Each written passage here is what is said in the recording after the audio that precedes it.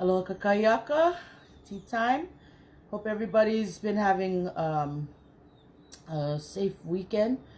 I've been definitely keeping my eye out on everything that's going on, especially in America right now and the things that are happening in our communities. And I just, want to continue to stand in solidarity and support our beautiful brothers and sisters that are going through so much at this moment in time. So, today's, I feel a little bit muted. I just don't know what to say other than, Black Lives Matter, and we gotta continue to be good allies, to everybody that is going through so much, and continue to move forward as humanity, and recognize that we have all kinds of different injustices that are going on, but especially, right now. So today I actually I've been thinking a lot about different things, but this weekend I was able to again light up our Portuguese oven up here at Camp Palehua, and we made beautiful things. Oh no. Hold on one moment. Let me just turn off my notifications. Sorry. Oh, shoot. Okay. Call mine if you heard Chewbacca. That's my text. But I just, I love fire so much. And when we were building it this weekend, there came a point when it kind of got choked out. And, every time that we light up this oven, it's different, and is it the wind? Is it, what's going on? This time what I did was I wrapped banana leaves around some smaller strawberry guava, and then we had some ironwood and some kiave when we were making our fire. But yeah, at one point in time it started to just be smoky and it wasn't going. Oh, and it had coconuts inside. Oh, and then we heard one big pop. And I was like, what the heck? And it actually ended up being one of the coconuts, because I had thrown a whole coconut inside and it boiled it out. But it was a really beautiful night. I actually got to see a little cousin I never seen long time, Josal Malaikini. I only get to follow him on all of his successes. But at one point in time, he had sang Waikoloa, which, Tiny Malaikini is his grandpa, and he wrote that for his parents, I believe. And or somebody else had written it, but as soon as he did that, oh man, it just took me straight home. And I've been missing Maui a lot, of course, and my siblings, my sisters, over in Hana, my brother in Big Island. I have a brother in Canada, a brother in Utah, my dad and my grandma in Utah, and all kinds of the families everywhere. But when my little cousin sang Waikoloa, then I had to sing all of my Jesus songs that I learned from Auntie Ma'ano and our Tolentino ohana, and then we sang Haleakala and, into HALE, and, it just brought so much joy into my heart to be able to see another Hana person. It's been a little bit. So that kind of brought me to like, ooh, maybe I'm going to talk a little bit about coconut. And, my personal relationship with coconut is I've just always loved coconut. I remember when we lived in America before we had moved back home, I used to love to come back home when we'd come back home and be with my tutu Caroline and, all of our family in Hana.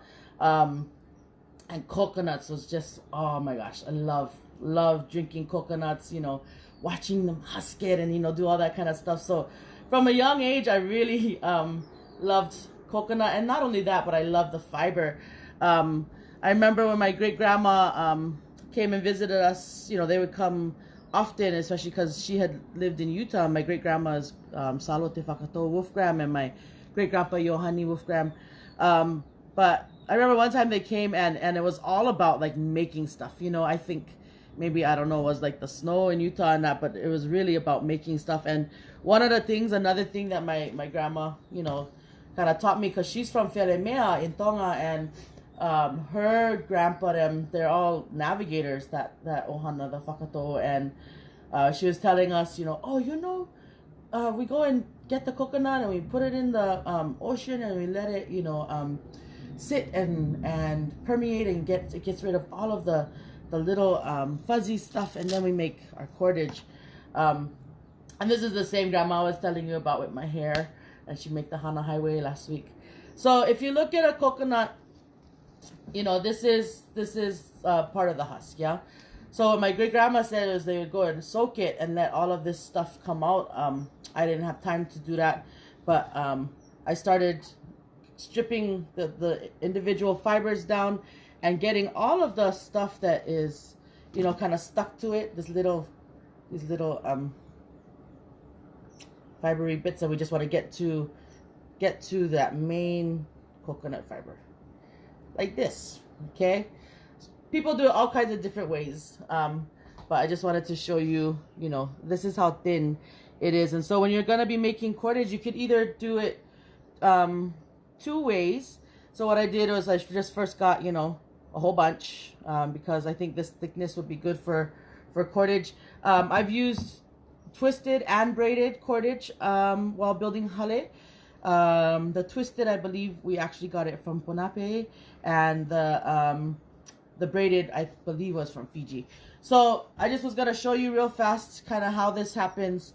So what you're gonna do is have your best friend hold it, and then you can either twist. So the way that I like to twist is I twist forward personally, and then bring it backwards. So if we could just do the matrix and turn. Okay, so this is the twist if you're gonna be making your cordage. And the thing that I love about New is it's like, making cordage again is to me is very similar to the way that we kind of interweave within our own communities. Yeah, here you go. So you can see, oh, where were we? Oh yeah, right there. Oh, okay, it's hard to see. So this is a twisted, sorry. This would be a twisted. And then if you wanted to braid it, 3 plait is what I like to do. So got right here, we're gonna do our 3 plait. 1, kind of just break it up into even like feeling pieces. You just gotta feel with your hands. Okay, and then now what you're gonna do is pull from the left outside in, pull from the right outside in, and it crosses over and it goes to the other side. Morning, Travis Kaka. Oh, so good to see you. Sorry, I kind of look up and then I see other people on here. Dana, aloha. Okay, so this would be like a 3 plait, yeah. Now, already, if you look at the single one, yeah, it's gonna be easy to break. But I think this is probably about 20 or 30 pieces. It's got a really good pound test already, just with that. Now the way that you add in, is you would get the bits of cordage, you kind of place it on. That's how I like to do it, and then you continue to braid. So you still do that same thing where you get the same amount of like thickness as you braid. Again, with braiding, this for me is how our community, how I view our kuleana, especially with as a HALE builder, and how we're teaching and building and fortifying and hopefully strengthening community. It's many hands, many people, many lives. For us with HALE, come and be a part of it. So if you have a coconut around you,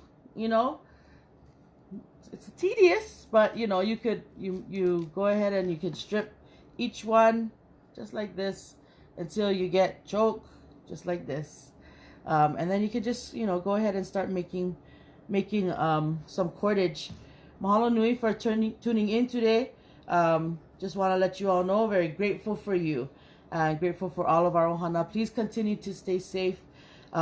Support everything that brings you joy, as well as keep your eye out for your neighbors and for the other people in our community, and see how you can kukua. Love you all, and just remember that life is precious, and other people around us is just as precious. So malama everybody.